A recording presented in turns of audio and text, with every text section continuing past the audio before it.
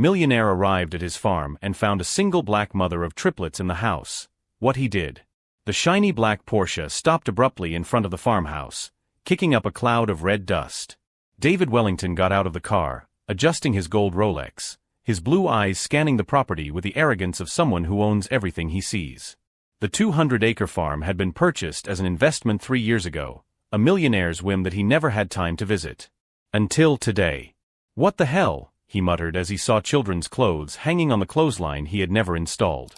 The sound of laughter coming from inside the house made him quicken his pace. His Italian boots stamped heavily on the porch steps as he pushed open the front door, which should have been locked. The scene he encountered left him petrified. 3 black children, apparently triplets around 4 years old, were running around the living room playing tag. A young woman, also black, was folding clothes on the sofa, his sofa, humming softly a melody that echoed off the walls. "Who are you?" David's voice cut through the air like a knife. The woman froze, her hand still holding a small t-shirt. The 3 boys ran to hide behind her, their big eyes wide with fear. I can explain, sir," she stammered, trying to compose herself. "My name is Grace, and these are my children, Tyler, Jordan, and Marcus." David took a menacing step into the room. At 45, heir to an oil fortune, he was used to being obeyed without question. Trespassers on his property were unacceptable. "Explain? Explain." His voice rose an octave. "You broke into my property. This house is worth $2 million. Grace hugged her children tighter, her voice trembling but maintaining a surprising dignity. "The house had been abandoned for years, sir. We had nowhere to go after." "I don't care about your pathetic story," David cut her off, grabbing his cell phone. "I'm calling the police. You have exactly 5 minutes to pack your things and get out of my house." That's when Grace did something unexpected. Instead of begging or crying, she looked him straight in the eye with a calmness that completely disconcerted him. "All right, Mr. Wellington," she said, using his last name without him having introduced himself. "We'll leave." David paused with his finger over the emergency number. How did she know his name? "But first," Grace continued, her voice now rock-solid, "would you like to know what we found in the attic while we were here?" The silence that followed was broken only by the ticking of the wall clock. David slowly lowered the phone, something in her expression making his stomach clench.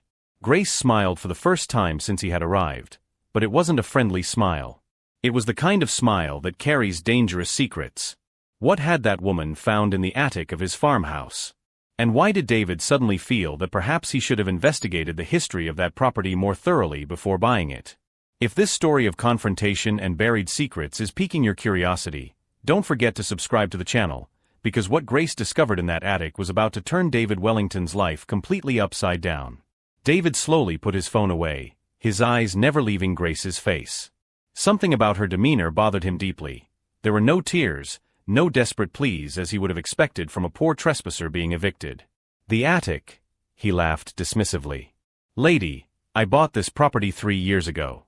I know every square inch of it. There's nothing up there but dust and junk from the previous owners." Grace adjusted one of the boys on her hip, her smile remaining unchanged. "Are you sure, Mr. Wellington? Because we found some very interesting things about the Morrison family, and how they lost this land." David's blood ran cold. Morrison. How the hell did she know the name of the family who had sold him the property? "Listen here," his voice dropped dangerously low. "I don't know what game you're trying to play, but it's over. Now." He took 3 long strides toward her. "You're a homeless squatter with 3 brats, trying to blackmail me with made-up stories. You think I'm going to fall for that?" For a moment, something flashed in Grace's eyes, not fear, but something that made David recoil unconsciously. "Game," she repeated softly. "Mr. Wellington, I am Grace Morrison, great-granddaughter of Samuel Morrison, who built this house with his own hands in 1924. David's world seemed to tilt. "Morrison. Morrison. Impossible," he stammered. "The Morrisons were white." Grace finished, her voice sharp as a blade.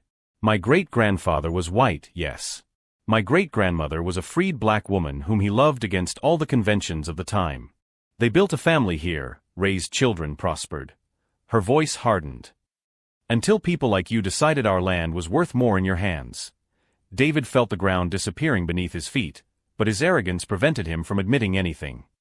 Even if that's true, and I'm not saying it is, I bought this property legally. I have all the documents. Of course you do, Grace nodded. Documents very well forged by a lawyer named Richard Hayes, who coincidentally was also responsible for forging the documentation that took this land from my family in 1978. How did she know about Hayes? David had paid a fortune extra precisely so that this lawyer could resolve the complicated legal issues surrounding the property. Grace continued, her voice now laden with a deep pain that cut through the air. Do you know what excuse was used to evict my family? Back taxes. Taxes on land that my great-grandfather had paid in full for decades.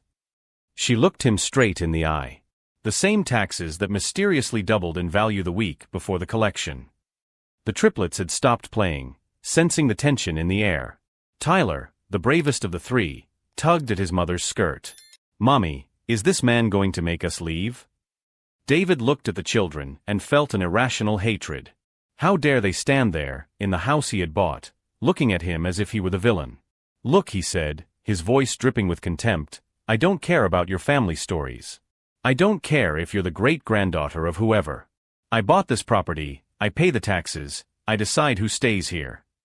He picked up his cell phone again. And now you're going to leave, or the police are going to take you away. But Grace didn't move. Instead, she set Tyler down on the floor and walked calmly over to an old suitcase in the corner of the room, a suitcase David hadn't noticed before. Before you call, Mr. Wellington, you might want to see this.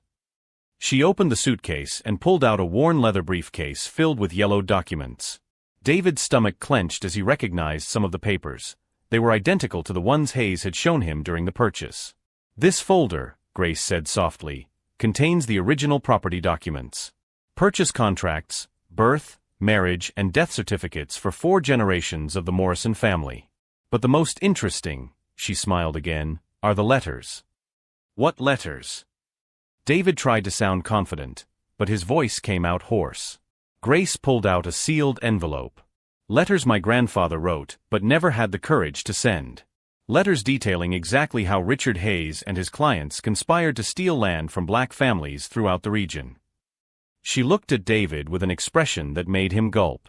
Letters that specifically mention the name Wellington as one of the frequent buyers of troublesome land. The silence that followed was broken only by the distant sound of cars on the country road. David felt cold sweat running down his back. How was this possible? Hayes had assured him that all traces of the property's past had been taken care of. That doesn't prove anything, he muttered, but it didn't even sound convincing to himself. Grace closed the folder with deliberate care. Maybe it doesn't prove anything on its own. But combined with the bank records showing your father's payments to Hayes over 30 years, she paused dramatically. And the recordings. Recordings. The word came out of David's mouth like a strangled whisper. My grandfather was a careful man. He recorded several conversations with Hayes and his associates. Very enlightening conversations about how the land grab scheme worked. Grace tilted her head. Conversations that mention not only this property, but at least a dozen others that your family acquired through the same methods. David felt the world spinning around him. If those recordings existed, if they were made public, it wasn't just the farm he would lose. It was the entire family empire. It was decades of reputation. It was everything. But then his arrogance returned with full force. Who would believe a homeless black woman against a Wellington? Who would care about old recordings of a dead old man? Even if you have something, he said, regaining some of his confidence, who's going to believe you? You're a trespasser, Grace. An unemployed single mother with 3 kids to feed. I'm David Wellington III. He squared his shoulders. Do you really think anyone is going to take your word over mine? That's when Grace did something that caught him completely off guard. She laughed. It wasn't a bitter or sarcastic laugh. It was a genuine, almost cheerful laugh, as if David had told the best joke she had ever heard. Oh, Mr. Wellington, she said, wiping a tear from the corner of her eye, you really didn't do your homework before buying this property, did you? David's confidence began to crack again. What the hell are you talking about? Grace walked to the window, looking out at the road leading to the city. Let me tell you a little story about homework, Mr. Wellington. For the past 5 years, while you were busy spending dirty money on imported cars and expensive watches, I was in law school. David's blood ran cold. That's right, Grace continued, still looking out the window. Grace Morrison, graduated magna cum laude from Columbia University. Specialized in property law and racial justice issues. She turned to face him, and now David could clearly see what he had missed before: the sharp intelligence, the absolute confidence, the meticulous preparation of someone who wasn't there by accident. "And do you know what the topic of my master's thesis was?" she asked, walking slowly back to the document folder. "Legal recovery of ancestral property stolen through document fraud and racial conspiracy." David felt his legs give way. He had to lean against the doorframe to keep from falling. Grace opened the folder again, but this time she took out much more recent documents. Court petitions, search warrants, requests for audits of property records. She leafed through the papers as if reading a menu. All duly filed in federal court 2 weeks ago. 2 weeks. David whispered.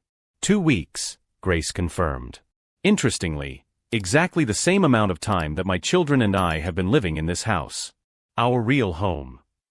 David's world came crashing down around him. She wasn't a desperate squatter, it was a meticulously planned legal trap. And he had walked right into it. Each new humiliation only fueled something inside Grace that David couldn't see, a determination that had been forged by pain, tempered by education, and sharpened by justice. What that arrogant man didn't know was that every word of contempt, every condescending glance, was only confirming what she had always known: some privileges are only lost when you take them with your own hands. David tried to regain his composure, adjusting his tie as if that could restore his control over the situation. "Listen here, Grace. You may have studied law, you may have filed your fanciful petitions, but that doesn't change the fact that I have unlimited resources. My legal team will bury you in paperwork until you give up." Grace smiled softly, walking into the kitchen. "Coffee, Mr. Wellington? I just made some." The absurd normality of the offer made him even more angry. "Coffee? Coffee? You're being sued in federal court, and you offer me coffee." "Actually," Grace said, pouring 2 cups, "you're the one being sued. Multiple federal charges, document fraud, conspiracy to steal property, civil rights violations." She counted them off on her fingers as if they were items on a shopping list. "Oh, and tax evasion. We discovered that you never reported the reduced taxes you paid on these problematic properties." David took the cup with trembling hands. "My lawyers will prove that I bought everything legally." "How interesting that you mention your lawyers." Grace picked up the phone and dialed quickly. "Because I have a call to make." Before David could protest, she put the phone on speaker.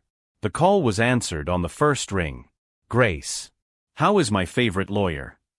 The male voice that came out of the phone had a refined accent and absolute confidence. "I hope our friend Wellington is behaving himself." David almost dropped the cup. That voice. He knew that voice. "Mr. Wellington," Grace said calmly, "I'd like you to meet my partner at Morrison & Associates, Thomas Richardson." David's world collapsed for the second time that day. Thomas Richardson wasn't just any lawyer, he was the lawyer. Senior partner at the largest civil rights firm in the country, famous for taking down billion-dollar corporations in racial discrimination cases. Richardson. David stammered. "But you've represented Wellington Oil for 15 years. The laughter that came over the phone was as cold as ice. "I did, David." Past tense. "Interestingly, I discovered that my firm was being used to legitimize land theft through fraudulent documentation. Imagine my surprise." Grace watched the expression of growing horror on David's face. "Do you remember the internal audit that Richardson and Partners conducted last year? That routine review of all property contracts?" David remembered. It had cost a fortune in legal fees, but Richardson had assured him it was just standard procedure. "Every document forged by Hayes," Richardson's voice continued over the phone, "every suspicious transaction, every irregular payment, it's all documented and stamped with Wellington Oil's signature. 15 years of evidence, David. Courtesy of your own company." You betrayed me," David whispered, reality finally penetrating his arrogance. "I redeemed myself," Richardson corrected. "There's a difference." Grace, I have to go. The FBI is here to review the documents you sent. FBI? David felt his legs give out completely. FBI. Federal crimes require federal investigation, Grace explained, as if teaching a child. Interstate conspiracy, tax evasion, documented fraud in multiple states. The Justice Department became very interested when Richardson handed over 15 years of evidence. David slumped heavily onto the sofa, his mind trying to process the magnitude of the disaster. How much do you want? Grace tilted her head. Pardon. Money. How much do you want for this to go away? $1 million? 5? 10? The expression on Grace's face changed completely. The professional calm disappeared, replaced by a coldness that made David recoil. Mr. Wellington, she said, her voice sharp as a blade, do you really believe this is about money? She walked to the window, watching the triplets playing in the yard. Tyler had found a bird's nest and was calling his brothers over to see it, their childish voices full of wonder. My great-grandfather built this house after the war ended, Grace continued, still looking outside. He could read and write when most men like him couldn't.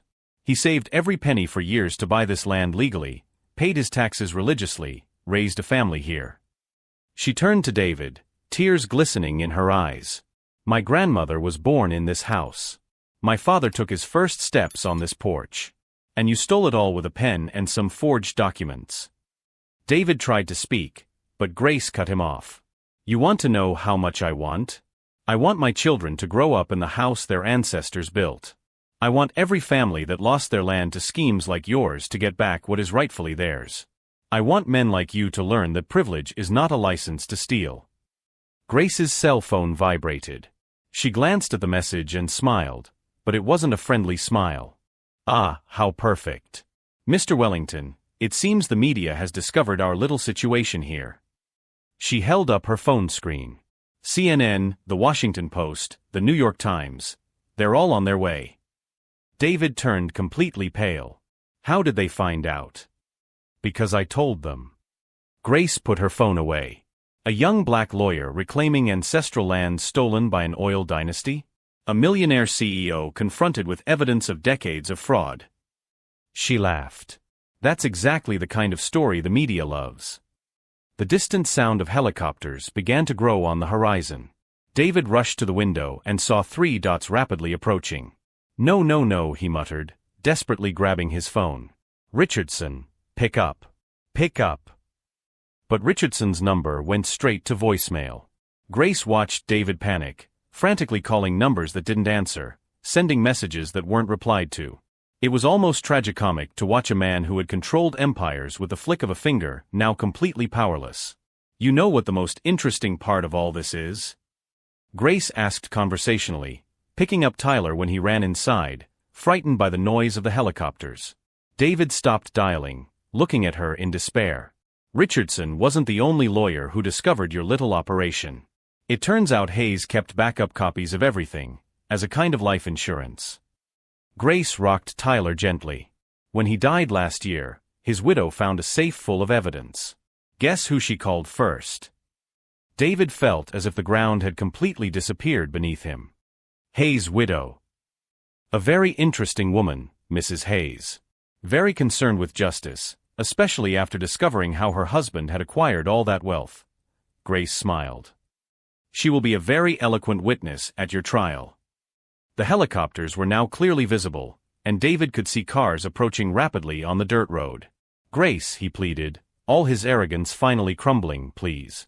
There has to be a way we can work this out. I didn't know about Hayes, about the forged documents. It was all him. Grace stared at him for a long moment, her expression inscrutable. Then, slowly, she walked to the front door and opened it. Mr. Wellington, she said, her voice now laden with an authority he had never possessed. In 15 minutes, this porch will be filled with reporters asking questions about how your family built an empire by stealing land from black families. Cars were pulling up in front of the house. David could see people getting out with cameras and microphones. Grace adjusted Tyler on her hip and looked David straight in the eye. You have 2 choices. You can walk out the front door and face the questions. Or you can walk out the back door and let them draw their own conclusions about why the great David Wellington was running away. For a moment, David thought about begging again, about trying to appeal to her mercy.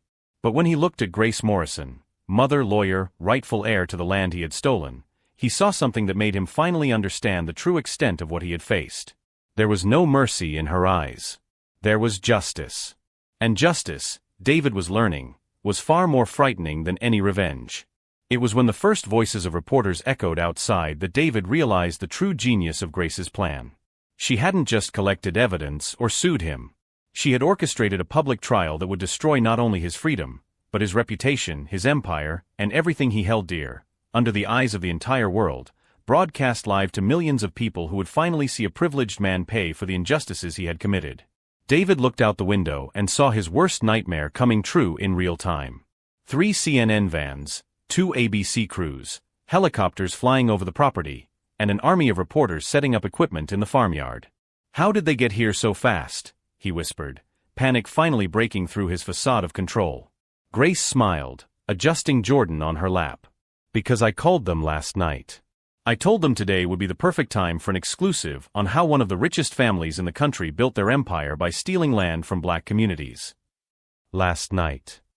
David turned, reality finally hitting him. You planned all this." "Every detail," Grace confirmed calmly. "From the moment I chose this farm to invade, to the exact timing of your arrival. Did you really think it was a coincidence that you decided to visit your abandoned property today?" David felt his legs give way completely. "How did you know I was coming?" Grace laughed softly. "Because I planted the information that reached you myself. Richardson told me about your paranoia about investments. All it took was a few rumors about suspicious activity on the property for you to rush here to check on your assets." The first knock on the door echoed through the house. David could hear reporters' voices outside, cameras being tested, generator engines starting up. "Mr. Wellington." A female voice called through the door. "Rebecca Torres, CNN. We'd like to ask you a few questions about the document fraud allegations." David rushed to the back door, but Grace intercepted him with frightening ease. "I don't recommend running away," she said conversational. "The FBI has been parked on the back road for 20 minutes. Special Agent Patricia Kim. She'd love to talk to you about federal tax evasion." "FBI?" David stammered. "How, when?" "When Richardson handed over 15 years of documentary evidence last week," Grace explained patiently. "They were just waiting for the right moment to act. What a coincidence that that moment is right now, isn't it?" David's cell phone vibrated incessantly. He glanced at the screen, 47 missed calls, hundreds of messages. His secretary, the company board, investors, his ex-wife. Grace watched him check his messages, her expression remaining serene. "Oh, and David? You can stop looking for the Wellington oil backups. Your server was seized by the FBI at 6 a.m. federal warrant." David slumped heavily into his chair, finally understanding the magnitude of what he was facing. How long have you been planning this?" 5 years, Grace replied, beginning to tidy up the boy's toys with deliberately calm movements. "Since the day I graduated from law school and vowed to reclaim our land." Another knock on the door, more insistent. "FBI. Mr. Wellington, we need to talk." Grace walked calmly to the door and opened it. An Asian woman in a dark suit showed her ID. "Agent Kim." Grace greeted her like an old friend. "He's here. Exactly where I said he would be." David watched in horror as Grace casually talked to federal agents about him, as if he were an object of study. "Mr. Wellington," Agent Kim approached, "you need to come with us to answer some questions about tax irregularities and fraudulent documentation." I have the right to an attorney," David muttered. "Of course," the agent nodded. "Although Richardson and Associates formally withdrew as your representatives this morning. Conflict of interest, according to them." Grace approached David one last time, her voice low but perfectly audible to the cameras that had already entered the house. "Do you know what the difference is between us, Mr. Wellington?" she asked softly. "You used your privilege to steal. I used my education to reclaim what was rightfully mine." David looked around. FBI, cameras, reporters, bright lights. his reputation being destroyed live for millions of people to see. The family empire crumbling in real time. But why this way? He pleaded one last time. Why not just a normal court case? Grace picked up Tyler, the three boys now watching the people with cameras with curiosity. Because court cases can be buried, Mr. Wellington. Lawyers can be bought. Judges can be influenced. She smiled. But the truth broadcast live to the whole world? That's permanent. As David was escorted out by federal authorities, the cameras captured every moment of his public humiliation. Grace remained on the balcony with her children, watching the man who had stolen her ancestral inheritance being led away under the merciless lights of media justice. What David Wellington didn't know was that Grace had saved one last surprise, a revelation that would turn his fall from scandal into complete personal tragedy, proving that some revenge is served not only cold, but with a precision that completely redefines the meaning of poetic justice. 6 months later, the New York Times headline was crystal clear: Wellington Empire declares bankruptcy after federal investigation. David Wellington III was sentenced to 15 years in prison for fraud, tax evasion, and conspiracy. His company was dismantled, his properties auctioned off to pay federal fines. The man who once controlled billions now shared a cell with common criminals. Grace Morrison, on the other hand, had become a national phenomenon. Her firm, Morrison & Associates, was thriving, specializing in recovering stolen ancestral lands. Universities vied for her lectures on racial justice and legal strategy. On the porch of the restored farmhouse, she watched Tyler, Jordan, and Marcus playing in the same yard where her great-grandfather had taken his first steps. The fourth baby was growing in her belly, a new generation that would grow up knowing its roots. "Mommy," Tyler ran to her, "the teacher said you're famous." Grace smiled, adjusting her son on her lap. "I'm not famous, sweetheart. I just did what was right." Richardson called that afternoon. "Grace, we have 30 more families wanting land reclamation lawsuits. The Wellington case has opened the floodgates." "Perfect," she replied, watching the golden sunset over the property she almost lost. Justice isn't revenge, it's preparation meeting opportunity. David had tried to destroy her with arrogance and prejudice, but it only strengthened her resolve.